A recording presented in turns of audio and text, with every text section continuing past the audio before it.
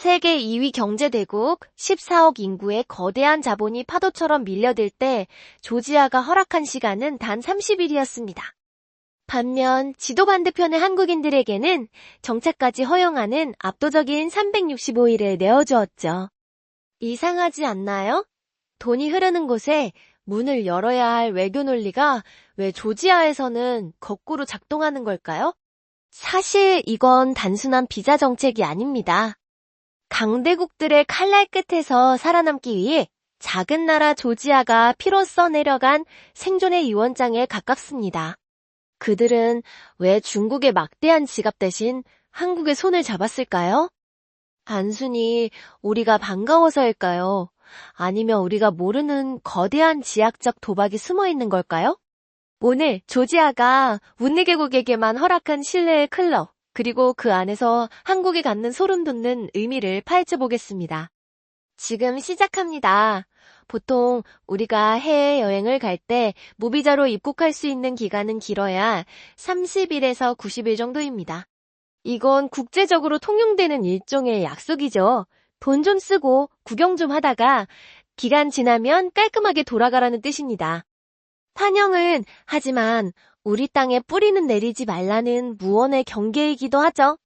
그런데 조지아가 한국인에게 내어준 365일이라는 시간은 차원이 완전히 다릅니다. 이건 단순히 관광객을 대우하는 수준이 아니에요. 집을 구해도 되고 직장을 얻어도 되며 사업자 등록을 해서 가게를 열어도 된다는 허락입니다.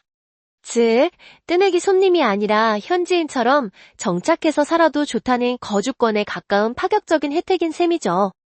더 놀라운 건 이른바 비자런이라 불리는 기막힌 시스템입니다. 1년이라는 시간이 다 되어갈 때쯤 옆 나라 아르메니아나 터키에 단 하루만 잠시 다녀오면 어떻게 될까요? 그 즉시 365일의 유예기간이 마법처럼 리셋됩니다. 다시 1년이 새로 시작되는 거죠. 이론적으로는 평생을 조지아에서 살 수 있다는 뜻입니다. 실제로 많은 한국인들이 이 방식을 통해 영주권을 준하는 생활을 이어가고 있고 10년 이상 머물며 비화 자격까지 얻는 경우도 적지 않습니다. 혹자는 이걸 법의 허점이라고 생각할지도 모르겠습니다. 하지만 이건 결코 실수가 아닙니다. 조지아 정부가 아주 정교하게 설계한 고급 인력과 자본을 끌어들이기 위한 고도의 전략적 선택이었죠. 그런데 여기서 한 가지 짚고 넘어가야 할 사실이 있습니다. 조지아 현지에서 한국인에 대한 우호적인 분위기가 워낙 강하다 보니 많은 분들이 이 1년 무비자가 오직 한국만을 위한 특별 대우라고 생각하시곤 합니다. 하지만 냉정하게 사실을 들여다볼 필요가 있습니다. 실제로 이 365일 무비자라는 특별한 명단에는 한국을 포함해 전 세계 약 94여 국임을 올리고 있습니다. 미국, 캐나다, 유럽연합 국가들, 그리고 일본까지 말이죠. 그렇다면 여기서 우리는 질문을 던져야 합니다. 과연 한국이 특별한 게 맞는 걸까? 답은 그렇다입니다. 하지만 그 이유는 우리가 단순히 명단에 포함되었기 때문이 아닙니다. 진짜 핵심은 우리가 어떤 나라들과 함께 그 명단에 서 있는가에 있습니다. 조지아는 이 명단을 만들 때 아무나 넣지 않았습니다. 소위 말하는 실내의 클럽을 조직한 거죠. 미국과 유럽 같은 서구권의 민주주의 가치를 공유하는 나라들, 그리고 경제적으로 안정적이면서도 타국의 주권을 침해할 야욕이 없는 나라들만을 엄선했습니다. 조지아가 한국을 이 실내의 클럽에 포함시킨 건 엄청난 외교적 메시지를 담고 있습니다.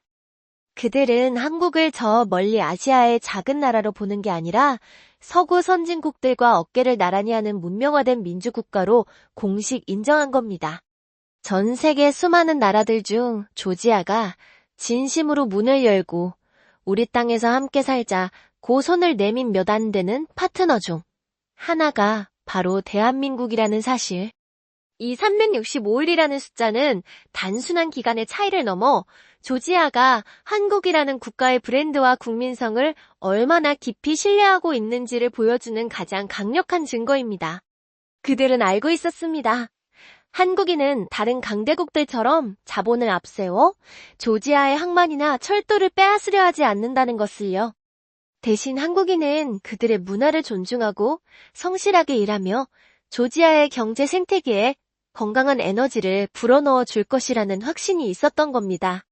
결국 이 파격적인 비자 정책은 조지아가 생존을 위해 선택한 검증된 친구들의 리스트였고, 한국은 그 리스트의 가장 앞줄에 당당히 서 있습니다.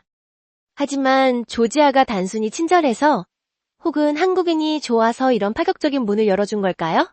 사실 그 이면에는 가슴 아픈 절박함이 숨어 있습니다. 여러분, 조지아라는 나라의 지도를 한번 떠올려 보세요. 북쪽으로는 거대한 러시아와 국경을 맞대고 있고, 흑해 동쪽에 끼어 있는 이 작은 나라는 고대부터 강대국들의 격전지였습니다. 조지아 사람들에게 평화란 당연한 것이 아니라 매 순간 투쟁에서 얻어내야 하는 위태로운 것이었죠. 특히 나모세티아라 불리는 접경 지역으로 가면 정말 믿기 힘든 광경을 목격하게 됩니다.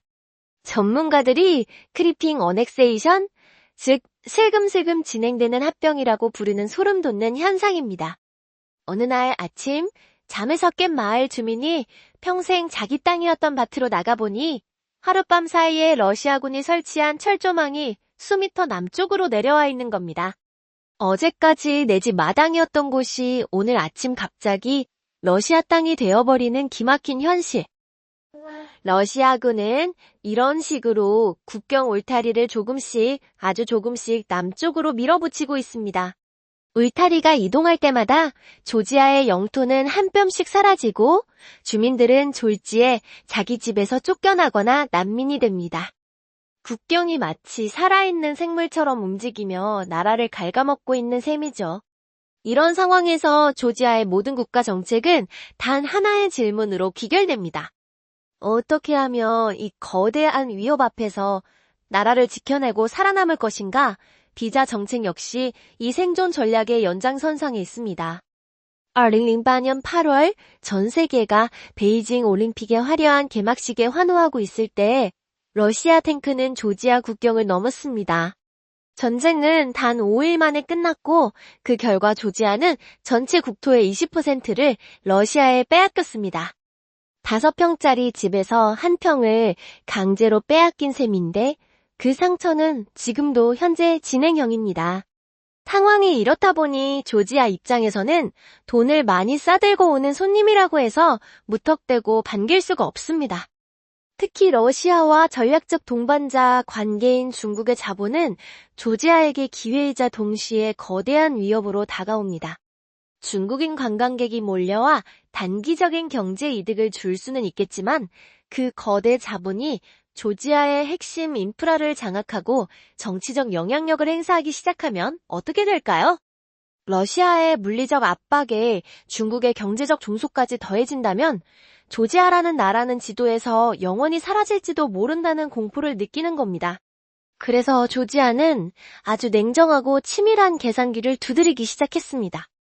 우리를 집어삼키려 하지 않으면서도 우리의 방패가 되어주거나 경제적 자립을 도와줄 진짜 친구는 누구인가?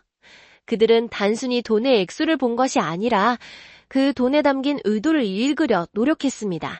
조지아가 중국인에게는 단 30일의 체류 기간만 허락하면서 한국을 포함한 우방국들에게는 365일을 내어준 이유, 그리고 그 명단에서 중국을 철저히 배제한 이유는 바로 여기에 있습니다. 단순한 관광객은 받되 나라의 뿌리를 흔들 수 있는 세력에게는 정착의 기회를 주지 않겠다는 것.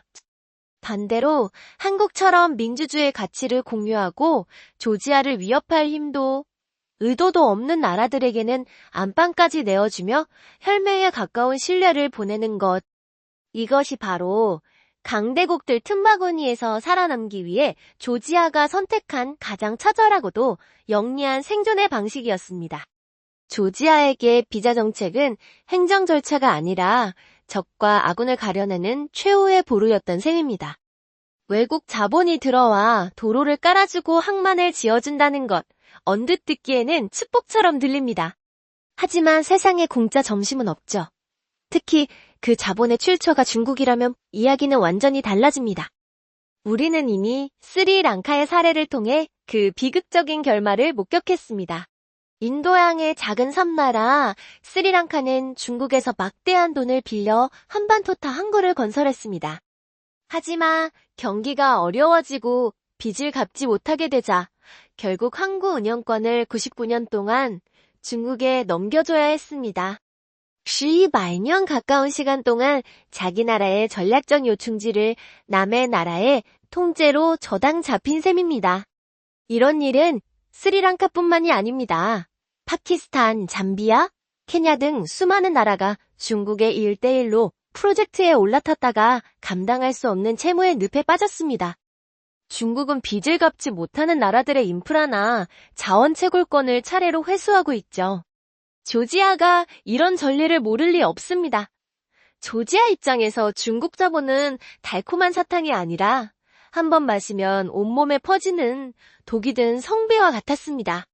당장의 경제 성장보다 국가의 주권을 지키는 것이 훨씬 더 절박했으니까요.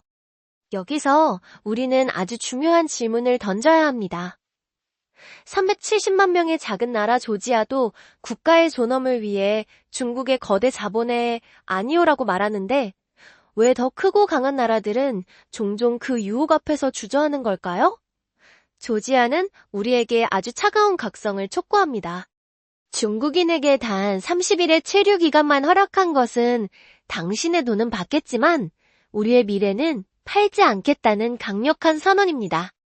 우리는 흔히 빌딩이 올라가고 항구가 넓어지는 것을 발전이라고 부르지만 그 대가가 국가의 자립성을 잃는 것이라면 그것은 발전이 아니라 조용한 침공일 뿐입니다. 조지아는 화려한 빚더미 위에 세워진 신기루보다 조금은 느리고 힘들더라도 스스로의 힘으로 서는 고결한 빈곤을 선택했습니다. 경제학에는 부정형 의존성이라는 개념이 있습니다. 특정 국가의 자본에 지나치게 의존하게 되면 그 국가의 정책 변화나 위기 상황에 내 운명이 통째로 휘둘리게 된다는 뜻이죠. 조지아는 중국 자본의 문을 활짝 여는 순간 자신들의 운전대를 베이징에 넘겨줘야 한다는 사실을 정확히 꿰뚫어 보았습니다. 그래서 그들은 영리하게도 전략적 의존을 선택했습니다. 바로 한국과 같은 파트너를 통해서 말이죠. 왜 하필 한국이었을까요? 한국은 조지아를 집어삼킬 군사적 야욕도 핵심 인프라를 담보로 잡고 정치적 압박을 가할 거대 자본의 횡포도 부리지 않기 때문입니다.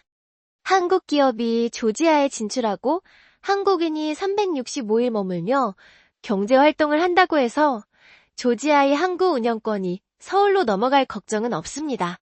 즉, 한국은 조지아에게 필요한 기술과 투자는 제공하되 주권은 건드리지 않는 가장 이상적인 파트너인 셈입니다. 결국 조지아의 선택은 한쪽으로 기울어진 저울의 균형을 맞추기 위한 치밀한 계산의 산물이었습니다. 중국 자본이 들어온 만큼 한국 자본을 유치하고 한쪽의 영향력이 커지면 다른 쪽으로 무게를 옮기며 스스로를 지켜내는 것이죠. 강대국들 틈바구니에서 살아남아야 하는 작은 나라 조지아에게 비자 정책은 단순히 관광객을 분류하는 기준이 아니었습니다. 그것은 누구를 믿고 누구를 경계할지, 그리고 어떻게 하면 내 집의 열쇠를 남에게 넘겨주지 않으면서도 집을 수리할 수 있을지를 고민한 처절한 생존의 경제학이었습니다. 조지아는 지금 우리에게 묻고 있습니다. 당신들이 믿고 있는 그 거대 자본은 정말로 당신들의 친구입니까? 아니면 당신들의 안방을 노리는 침입자입니까? 그런데 여기서 우리는 아주 흥미로운 질문 하나를 던져야 합니다. 유라시아 대륙 반대편, 물리적으로도 문화적으로도 너무나 먼 두 나라가 어떻게 이토록 깊은 외교적 공감대를 형성하게 된 걸까요? 단순히 지학적 필요성 때문일까요? 아니면 우리가 모르는 어떤 운명적인 연결고리가 있는 걸까요? 조지아 사람들의 마음을 움직인 결정적인 계기를 이해하려면 먼저 이름에 얽힌 투쟁사를 알아야 합니다. 소련 시절 이 나라는 전 세계에 러시아식 발음인 그루지아로 불렸습니다. 70년 넘게 이어진 강제 점령의 흔적이 이름 속에 박혀 있었던 거죠.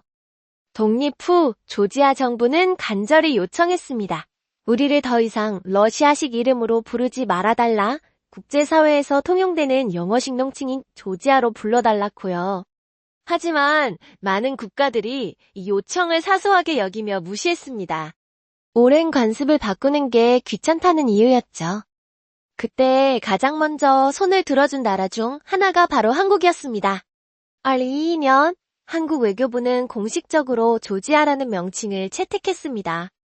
러시아의 그림자를 지우고 고유한 정체성을 찾으려는 그들의 처절한 노력을 한국이 진심으로 존중해준 겁니다.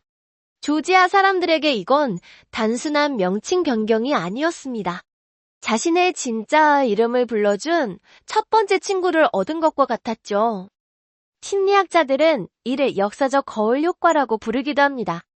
상대방의 고통 속에서 자신의 과거를 발견할 때 형성되는 강력한 정서적 유대감을 뜻하죠.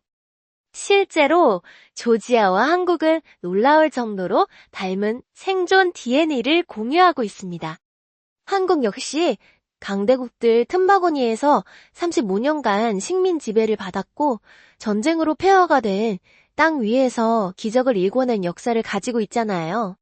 조지아 사람들은 한국을 보며 단순히 부유한 나라를 보는 게 아니라 우리도 저들처럼 일어설 수 있다는 희망의 증거를 보는 겁니다.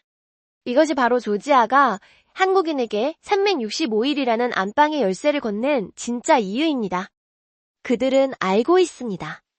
한국인은 다른 나라들처럼 자본을 앞세워 조지아를 삼키려 하지 않는다는 것을요.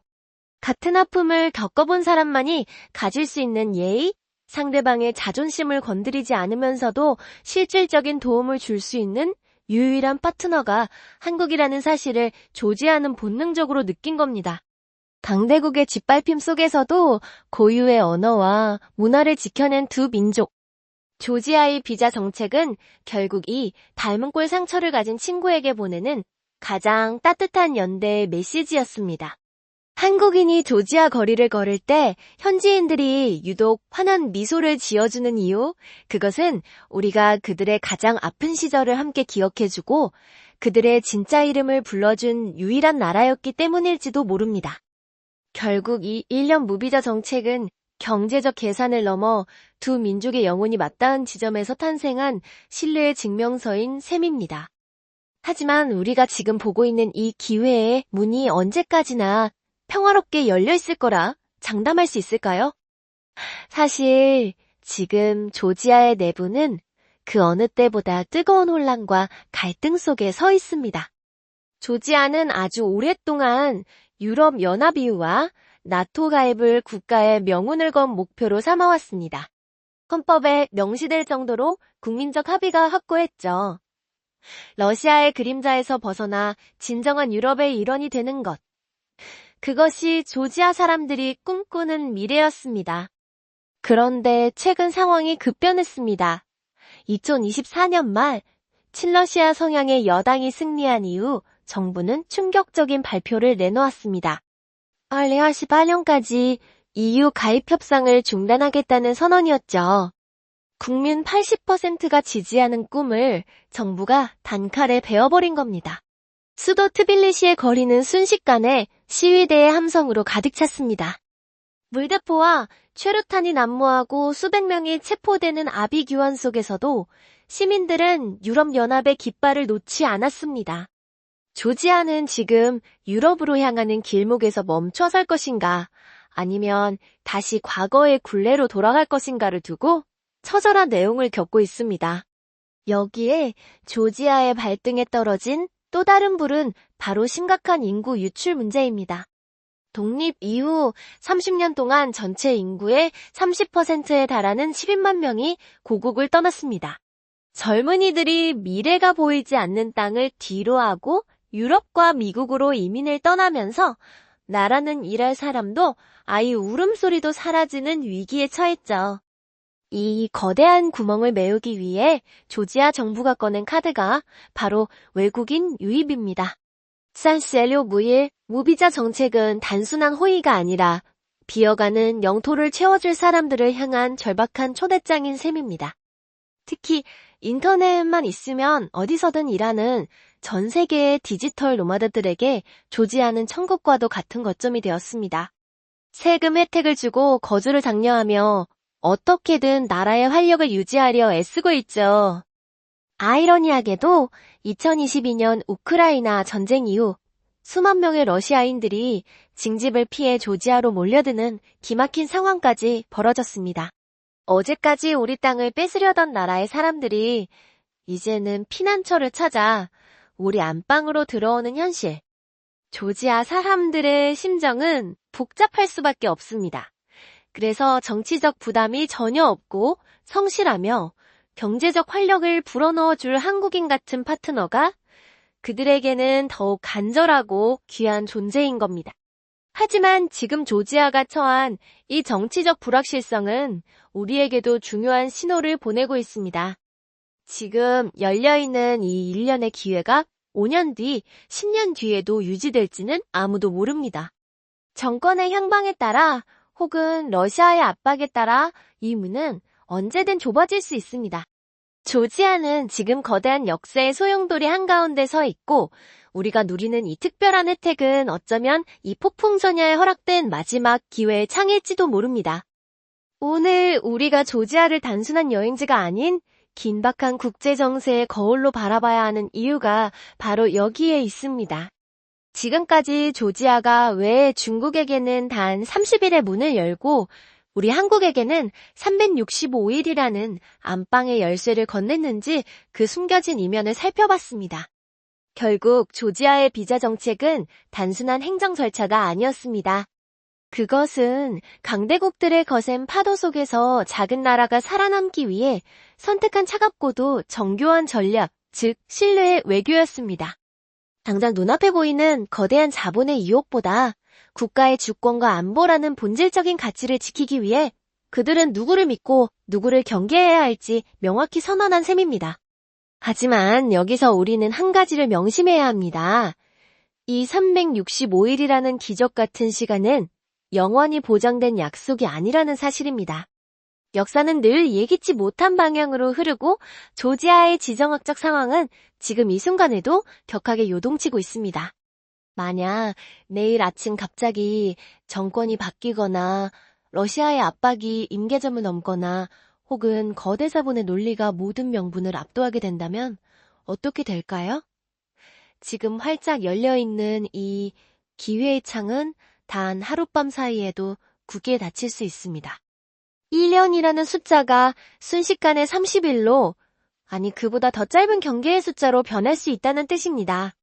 그렇기에 지금 이 문이 열려있을 때 우리는 움직여야 합니다.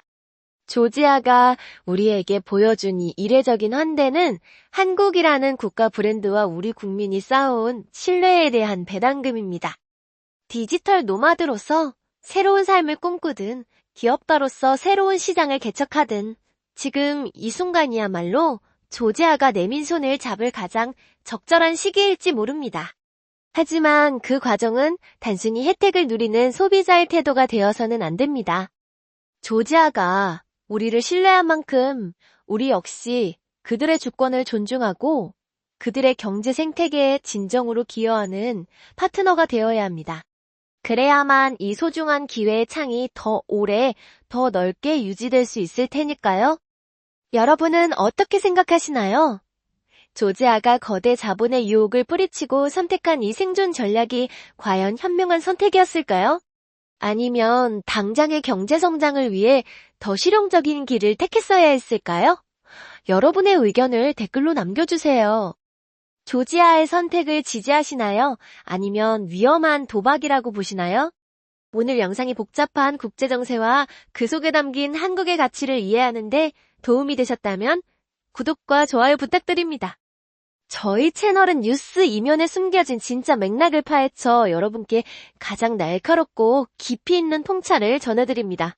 다음 영상에서는 중국의 거대 자본이 휩쓸고 지나간 자리, 이른바 1대1로의 덫에 걸린 국가들이 지금 어떤 비극을 겪고 있는지 낱낱이 파헤쳐 보겠습니다.